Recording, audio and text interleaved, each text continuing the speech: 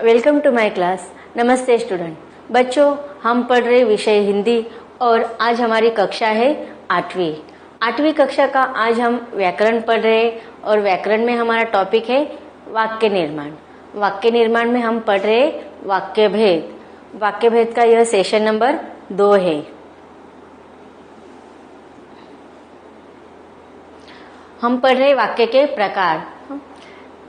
इसके पहले भागों में हमने देखे कि वाक्य किसे कहते हैं, वाक्य की परिभाषा क्या होती है, फिर अलग अलग वाक्यों के द्वारा, उदाहरणों के द्वारा हम वाक्य किसे कहते हैं ये देखा। इसके बाद हमने देखा था कि वाक्य के 2 अंग होते हैं, एक उद्देश्य और विधेय।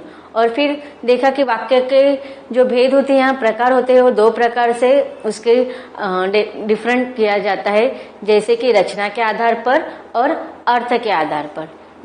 तो रचना के आधार पर हमने वाक्य के भेद देखे थे। रचना के आधार पर वाक्य के 3 प्रकार हमने देखे थे। कौन कौन से थे वह? सरल वाक्य, संयुक्त वाक्य और मिश्र वाक्य।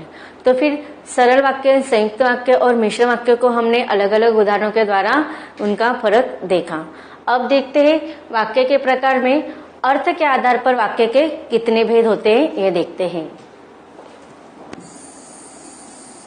अर्थ के आधार पर वाक्य के कुल मिलाकर 8 भेद होते हैं। देखो, अभी हम अर्थ के आधार पर पढ़ रहे। इसके पहले हमने क्या पढ़ा था? रचना के आधार पर। और रचना के आधार पर वाक्य के कितने भेद होते हैं? 3।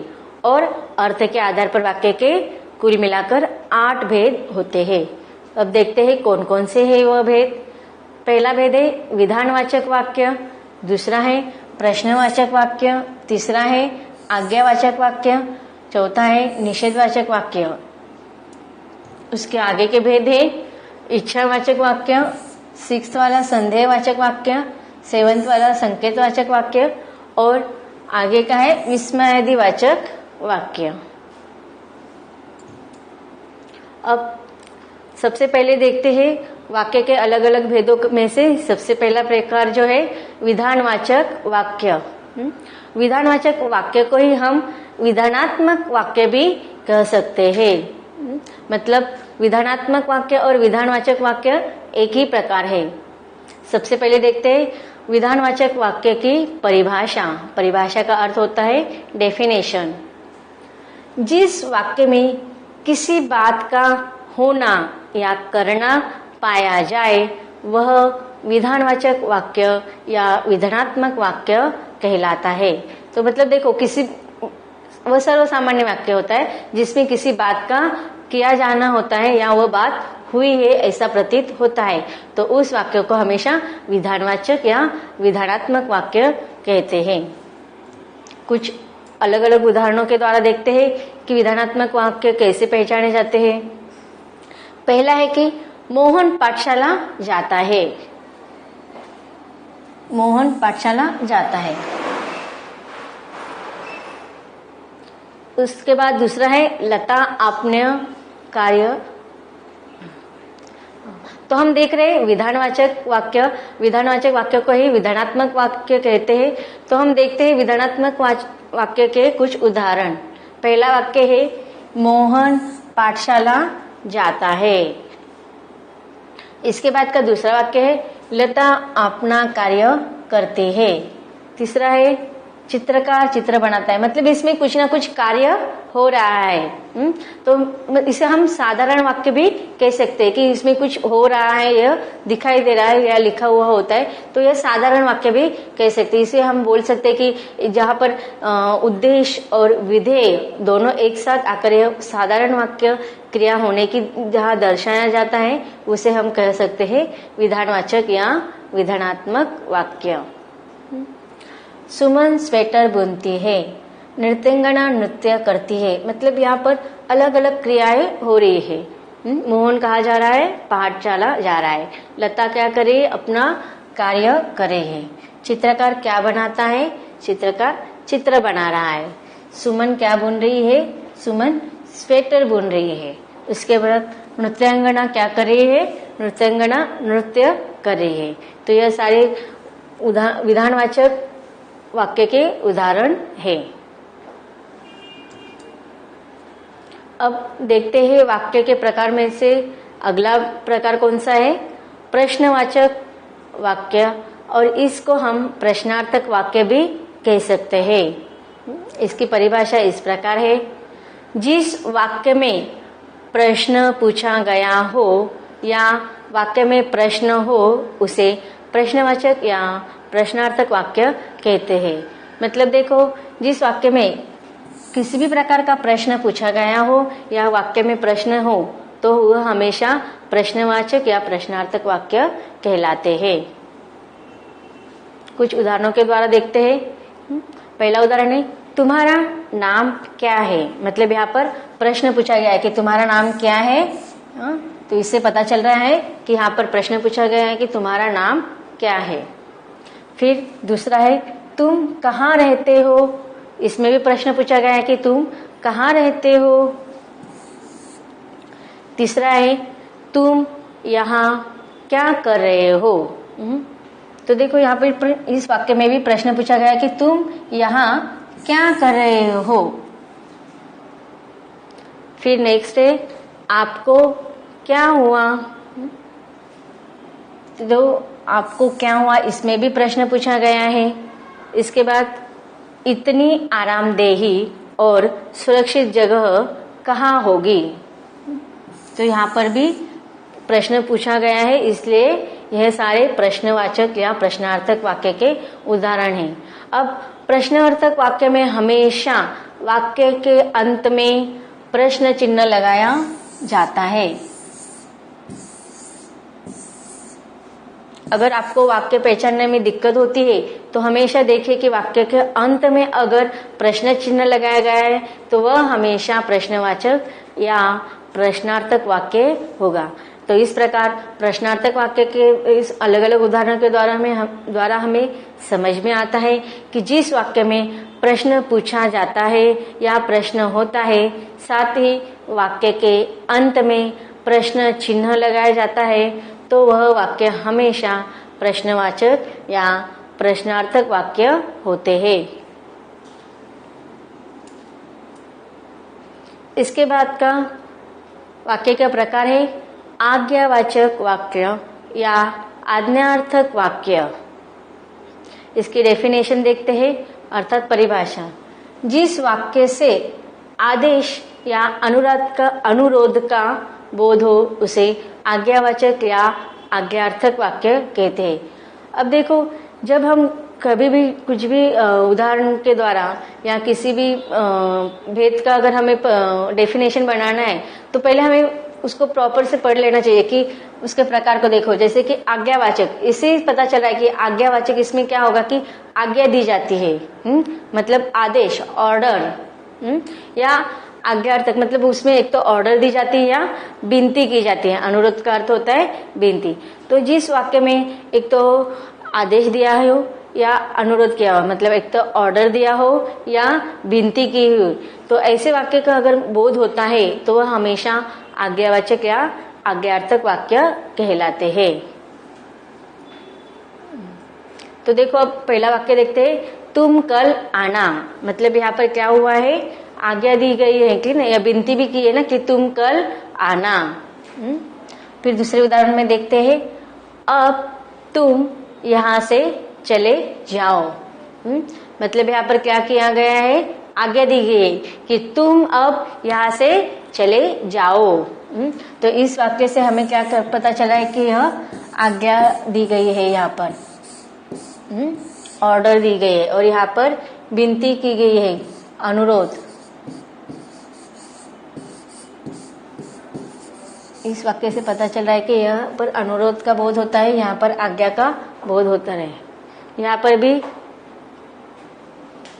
भिखारी को भीख दे दो।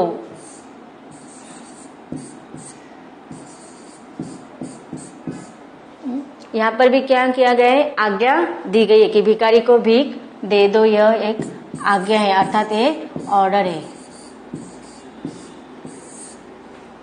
तो इन अलग अलग उदाहरणों से हमें पता चलता है कि जिन वाक्यों में एक तो आज्ञा दी जाती है या अनुरोध की जाते हैं, ऐसे अनुरोध या आज्ञा का बोध होता है, तो ऐसे वाक्य हमेशा आज्ञावाचक या आज्ञार्थक वाक्य कहलाते हैं। अब देखते हैं वाक्य के प्रकारों में से अगला भेद कौन सा है, निषेधवाचक या निषेधात्मक वाक्य। निषेध का अर्थ क्या होता है, हमें टाइटल से ही समझ में आ रहा है, इसके शीर्षक से ही समझ में आ रहा है कि किसी बात के होने का पता चल रहा है। तो देखते हैं इसकी डेफिनेशन क्या है, अर्थात परिभाषा। जिस वाक्य में किसी काम या बात के होने का पता चले, काम या बात के होने का पता चले, तो जिस वाक्य के द्वारा किसी भी काम या कोई बात पूरी रूप से हो रही है और इसका बोध हो रहा है, तो वह वाक्य हमेशा निषेधवाचक या निषेधात्मक वाक्य कहलाते हैं। अब अलग अलग उदाहरणों के द्वारा इसे समझते हैं। अब देखो यहाँ पर क्या है कि मैं कल पटना नहीं जाऊंगा। तो देखो यहाँ पर एक वाक्य, पहले वाक्य में क्या दिया गया है कि मैं कल पटना नहीं जाऊंगा। तो यहाँ पर नहीं शब्द का प्रयोग किया गया है, तो निषेध किया गया है। मतलब हम इसे निगेटिव भी कह सकते हैं। मैं कल पटना नहीं जाऊंगा, मुझे कल कहाँ नहीं जाना है, पटना नहीं जाना है। फिर दूसरे उदाहरण में देखते हैं कि मटके में पानी नहीं है। तो यहाँ पर देखो निगेटिव, नहीं, निषेध का बोध हो रहा है कि मटके में क्या नहीं है, पानी नहीं है। आज वर्षा नहीं हो रही है। तो आज वर्षा हो रही है या नहीं हो रही, इसका पता चल रहा है नहीं इस शब्द से। उसके बाद का उदाहरण देखते हैं, टूटे पंखों में इतनी शक्ति नहीं थी।